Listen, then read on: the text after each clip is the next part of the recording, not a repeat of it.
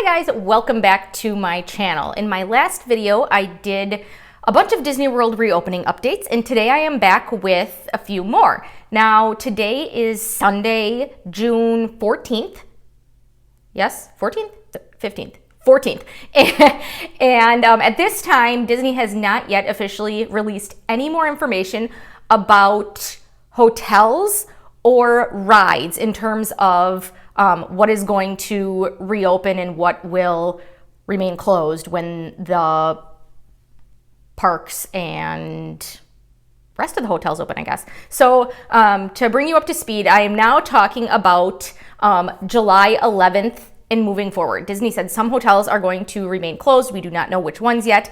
And then the parks are going to reopen over the course of the week after that. But they said some rides and experiences may remain closed. Now, in this video, something I'm going to mention quite a bit is they had referenced during initial reopening and during the initial reopening period. They never mentioned what the initial reopening period is. No idea. A day, a week, a month, a year? We don't know. So I know nothing in terms of how long that phase is. I don't know if they know how long that phase is. It may be different depending on what we're talking about. So just, I guess, take that with a grain of salt. We're not actually sure what that means. So in terms of cleaning, Disney did release a little bit more information about the cleaning. They have trained their cleaning staff on the appropriate ways to disinfect due to the current COVID pandemic. And they have said they will increase the cleaning of high traffic areas. They're also increasing the amount of hand sanitizers throughout their resort, such as, in particular, in high traffic areas, such as near the elevators, when you're pressing elevator buttons, and on the landing of each floor of your hotel, etc. Now, in regard to housekeeping of your room, what has Disney said? So prior to arriving, they're actually going to be doing a more thorough cleaning than they've done in the past. So when the previous guest checks out and before you arrive, they are going to, again, clean the high touch areas. So that includes the remote controls, the door handles, the light switches, that type of thing. And then going from one room to the next, they're going to clean the housekeeping tools so that if there's something in one room, they're not dragging it to the next. They're also going to steam the floors as well as vacuum them. Now, in terms of what's actually in the room, they're going to have individually wrapped glassware, and they said they'll have double cased pillows, and they said additional items will be cleaned and wrapped in single-use packaging. Now, this is something that I try to use reusable things. I'm not huge nutty about it, but I think this is kind of the time when these things are necessary. And it makes it easier and safer for their staff as well. I kind of had to laugh because in the email I received as a Disney travel agent, they had kind of like cartoon sketches of their cleaning processes, and they showed they're going to have the remote control bagged so that when you come in, you know it was cleaned and it hasn't been touched since it has been cleaned. But to me, it looked like it was in a goldfish bag. It's like somebody's holding up a goldfish bag with remote. It was very amusing. I should see if I can find a picture, I'll put it in. Okay, so the big difference in housekeeping, and I'm very disappointed it's not actually called mousekeeping. Technically it's called housekeeping. Everybody just calls them mousekeeping, but they're cutting back, unfortunately. Well, unfortunately, in terms of getting your room cleaned. Due to safety reasons, they don't want to have people going in and out of guest rooms unnecessarily. So they're going to do a big thorough clean before you get there. And then throughout your stay, they are going to do a light modified housekeeping every other day.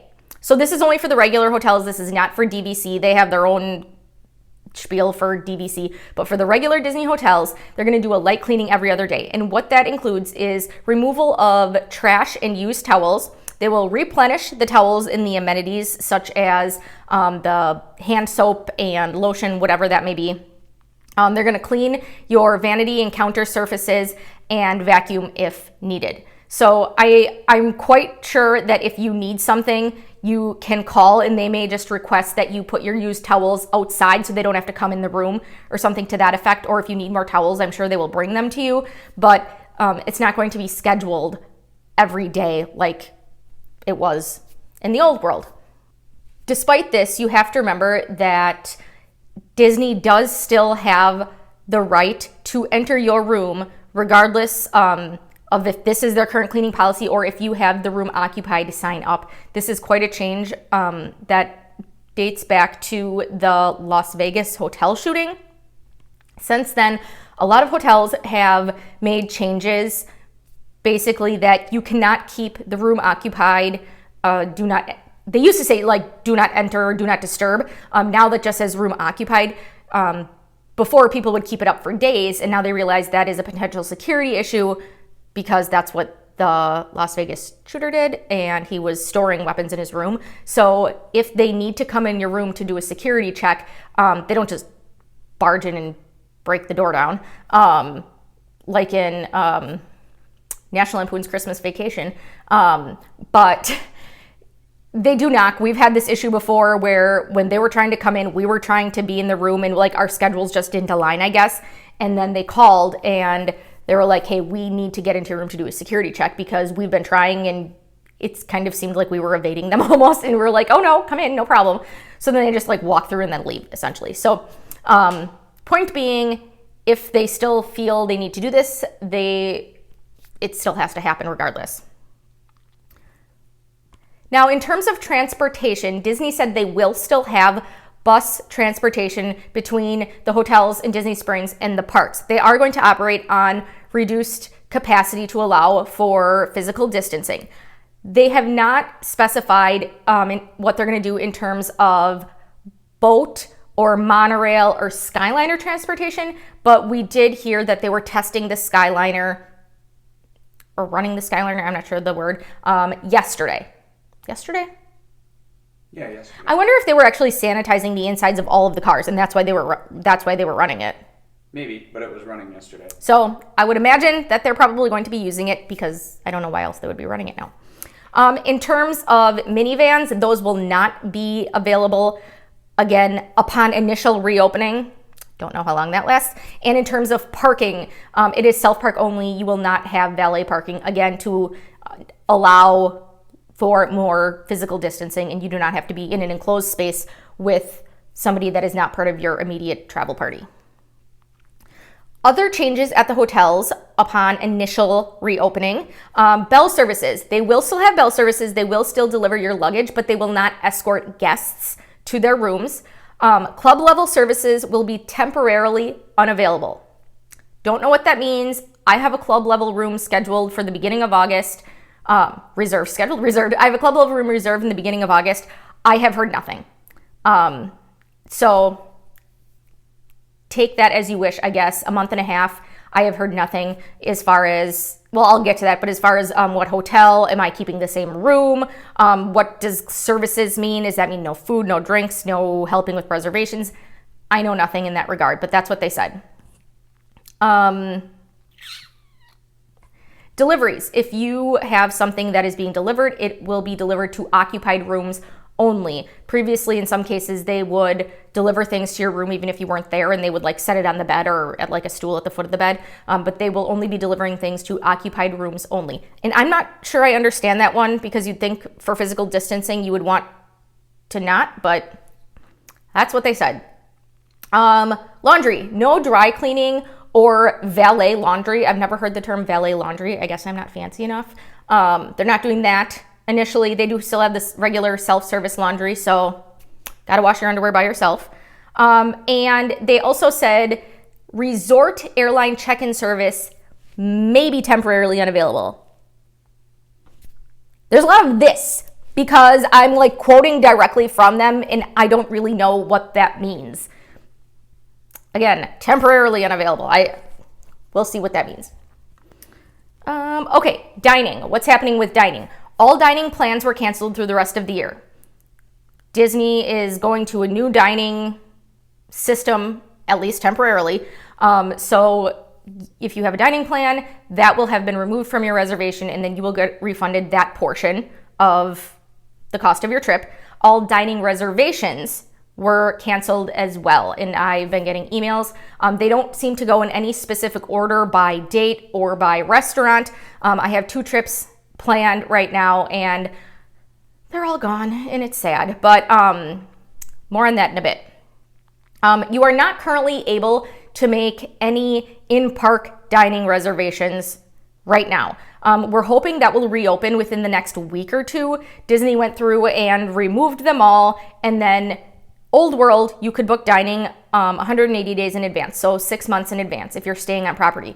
Moving forward, you are going to be booking dining reservations 60 days in advance, so 2 months out. So once they restart this, it is going to be 6 months ahead of your check-in date. Now, I'm not sure how they're going to handle it because for some of us, like if we're going in August, it will be less than 60 days. So I'm not sure if they're going to give us a chance before they open it up later. I'm not exactly sure how that works, but that's what they have released, the information they've released, that they're going to be moving to a 60-day booking window for dining and experiences is what they said. So when you're booking your in-park dining reservation, you also need to have a park reservation. I've mentioned this in my previous video. Disney is going to a park reservation system. So your ticket allows you entry into, presuming you don't have a ticket to a specific park. Usually, like if we have 5-day base tickets or 5-day park hopper tickets or whatever it is, that guarantees you admission to a Disney park, not a specific Disney park. So moving forward, we're going to have to, in this I'm assuming it's going to be temporary phase of COVID, they want you to make a park reservation, just telling them where you plan on being so that they can have park capacities, and because they're reducing park capacities and allow for better physical distancing and spreading people out. So if you have a if you have a dining reservation in one park, you also have to have a park reservation in that park. So if you have a dining reservation at Cinderella's Royal Table, but you do not have a Magic Kingdom park reservation, you can't get in. And that makes sense if you have been to Disney before. You understand Disney does not allow admittance to a park if you do not have a park ticket. So it's still the same thing. They're just including the park reservation in there as well. You can't go into a park just for a dining reservation. You have to have a park reservation. You have to have a park ticket to get into it. Hopefully that makes sense. That being said, there are some locations at Disney Springs that are currently accepting dining reservations. Disney Springs opened a while ago, and they're opening in phases because, and not just in Disney Springs, all around Disney World, there are some third-party, non-Disney owned stores and vendors. So initially it was some non-Disney restaurants that opened. So there are some places in Disney Springs that are accepting dining reservations currently, but none in the actual parks. And just like they're doing with the parks and the hotels, there is increased cleaning and physical distancing. So all of the restaurants are going to have lower capacities. There's going to be fewer reservations available per time slot than there were previously. Disney is not going to have self-service stations. So if you were at a quick service station, you just fill her up. I'm here to quit. That's like a filling station. Did your grandma used to call it a filling station? She still does. Does she really? Yeah, my grandma did too. Anyway, so I guess that's like the modern day of a filling station. You fill it up with a soda. Previously, there were many locations where you were able to fill your own drink. They're not going to do that. They're going to have a server do that for you. Not sure what they're going to be doing in terms of, like at Cosmic Rays, they have, it looks like a buffet, but it's toppings. You know, they have like lettuce and onions and tomatoes and ketchup, mustard, mayo, blah, blah, blah. So not sure what they're going to do about that.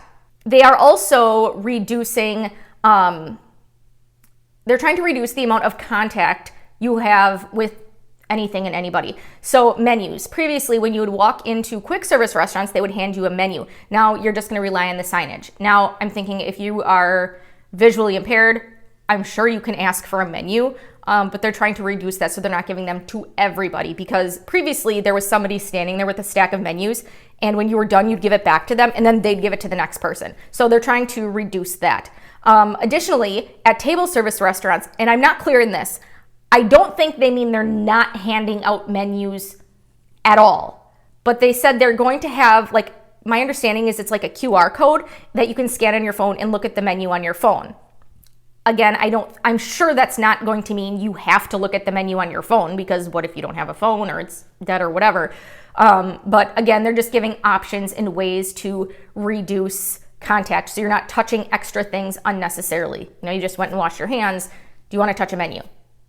Then you're touching your dirty phone, but I don't know. Let's see, what else? Initially, again, the initial reopening period, they're not going to have character dining or dinner shows, and they also are not going to have private dining or in-room delivery. Again, I'm assuming just because they don't want people coming in and out of your room unnecessarily. And in terms of character dining, I mean, how often do you think they clean those suits? Like, I mean, that's got to be like bad for bacteria to begin with. So they're going to have characters in the parks for entertainment, but you're not going to be able to glom onto them and put your infected whatever into their foam bodies for a while. Hotel pools. I was really concerned about what they're going to do with pools, because you obviously cannot wear a mask when you're in the pool. So Disney initially said 3 and older has to wear a mask. They're now saying 2 and older has to wear a mask. Because of that, I'm expecting not a lot of kids this summer at Disney. How do you get a 2-year-old to wear a mask in 100-degree heat? That sounds like a joke. I don't have an answer for it. So in terms of pools, Disney has said you have to wear a mask unless you are eating and drinking or swimming when you're in public areas. You don't have to wear a mask in your room, obviously. They said feature pools may have reduced hours, but leisure pools will be open 24 hours a day, and they are also going to have reduced capacity, again, to allow for physical distancing. I would imagine, I'm not sure, but I would imagine they would probably have even more physical distancing, because you're going to have, or I should say even lower capacities, because you are not wearing a mask if you're in the pool. Let's see. They also said select poolside activities may be available at select resorts. If you've been to Disney before, you know that at the pool they have like this afternoon pool thing for kids and games and things like that for kids. Sounds like some of them will continue if they have the ability to do so safely. Now, Stormalong Bay is the feature pool at Disney's Yacht Club and Beach Club. They're sister resorts. They share the pool near Epcot. It's a boardwalk resort, and that is going to be closed upon initial reopening. Somebody tell me what that means, please. However, if you're staying there, guests can use the leisure pool at the Beach Club Villas or the Luna Park pool and leisure pool at Boardwalk Villas. So there are other options. You don't have to just sit there and stare at the unusable pool. But that's a cool one because it has a sand bottom. Fitness centers. This one kind of surprised me. I would not have thought they would open fitness centers, because are they going to require you to wear a mask? Because that seems like, I don't know. I'm just surprised. It says they will open in alignment with state and county regulations. They may have reduced hours and capacity. They're not going to have any instructor-led classes, but they are going to keep their sports courts available. A lot of hotels have tennis courts. Do they have basketball courts? I think some might have basketball courts. We could have just made that up too. But I know some have tennis courts. So those will be open as well, and they're just, again, asking for physical distancing. I wonder why they're not calling it social distancing. Maybe because you don't know each other and you shouldn't be social. Pin trading. Pin trading will continue, but cast members are not going to be trading from their lanyards. They're going to be using a pin board instead, so you don't have to get as close. Package delivery. I'm trying to move this along because I know this is long. Package delivery. They are going to have a temporary suspension, don't know how long that is, of package delivery both to the front of the park and to your resort. So if you buy something, you got to carry it with you. Because of that, when we've been in these situations, we have made a note on our phone, or if we don't have a phone with us, we're just really remember we got to pick this up, leave enough time to pick this up on our way out so we can bring it back and not carry it the rest of the time we're at the park for that day. You can ship things, and they'll continue to ship things home for an additional fee, of course, but you can ship items directly home. Dressing rooms will be temporarily unavailable, but you can bring things to your hotel and then return them. I mean, I suppose you could probably try them on in a bathroom, but I wouldn't do that. But they are accepting returns, but they're not going to have dressing rooms available initially. Now, almost done here. They had a list of things not available upon initial reopening. Arcades, campfires, character experiences, dog parks, the electrical water pageant, and my husband had asked about this, and I think it's because you're more likely to have crowds gathering on the beach to watch, and they just don't want people. Yeah, though I've never seen crowds, literally crowds for that, but I'm assuming that's why. Just a guess. Marina rentals, playgrounds, spas, salons, and the Bibbidi Bobbidi Boutique, fireworks voyages / cruises, so the / tasting cruises, so the Pirates cruise, they're not doing that initially. Fun runs, like they have at Port Orleans French Quarter, Wonderland Tea Party at Park Fair at the Grand Floridian, hula lessons, in-room childcare services, mermaid school, and special classes and programs like the culinary, culture, and animal programs. All not available initially. The last couple of things. So they have always encouraged guests to use online check-in, but they're encouraging you even more strongly right now because it will allow for better physical distancing when you check in. Use online check-in, and if you can, use a contactless form of payment. So use your Magic Band if at all possible. You have to set up the charging privileges ahead of time, either online or at the front desk of your hotel. So make sure you have some money with you in some form. In terms of checkout, now you don't have to check out of your room. You will automatically be checked out, so you don't have to visit the front desk unless you have an unresolved payment on your Disney Resort Hotel folio. They give you the boot. And lastly, Disney has said, as needed, our team will move guests from closed to open resorts during this time. This move will be at no additional cost to guests. Guests will not have an option to modify to another resort of their choosing for this reservation. I don't have complete 100% clarification, but after talking to my boss, what I think they mean is if your hotel is going to be closed, they will move you to another hotel for free. If you want to move somewhere else, I don't know if it's that you can't move somewhere else or you can't move somewhere else for free. It will be at your own expense. So I'm a little unclear about that. I think it's that you can't move somewhere else for free. You could probably do so if there's availability. It's just that you would have to pay for that. So, but again, they still have to release a little bit more clarification on that. And they have to release what hotels will officially be opening when.